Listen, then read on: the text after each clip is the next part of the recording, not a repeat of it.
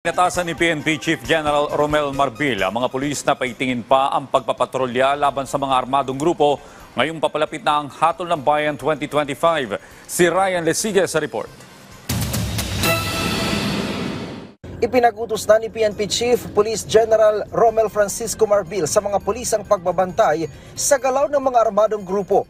Posible aniya magamit ng mga ito ng tiwaling politiko laban sa kanilang mga katunggali sa politika.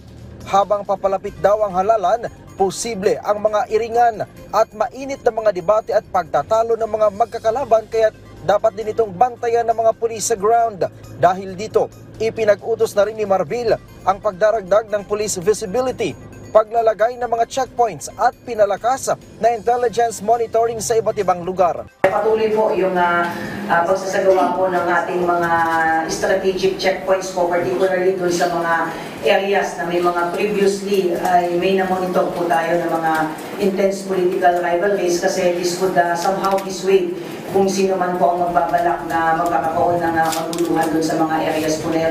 Pinalalahanan din ng pamunuan ng PNP ang mga pulis sa pagiging non-partisan. Samantala, sabi ni PNP spokesperson Police Colonel Jean Fajardo na pagbabasehan nila yung mga lugar na isinailalim sa areas of concern noong 2022, 2023 at 2019 elections. Meron po tayong mga election areas of concern na upon validation ay kinonfirm po ito ng COMELEC. Sa ngayon po, as of September 6 po sir, meron po tayong mga potential areas of concern, but we really cannot release yet the figures right now kasi dadaan po ito sa validation po ng Joint Peace Security Coordinating Council na pinamumunuan po ng kanilang mga respective election directors po, pati na rin po ng PNP and AFP.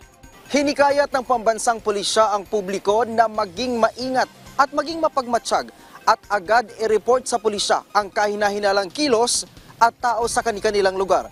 Sa pamamagitan daw ng pagtutulungan ng komunidad at pulisya, mapapanatiling tahimik at ligtas ang susunod na halalan sa susunod na taon.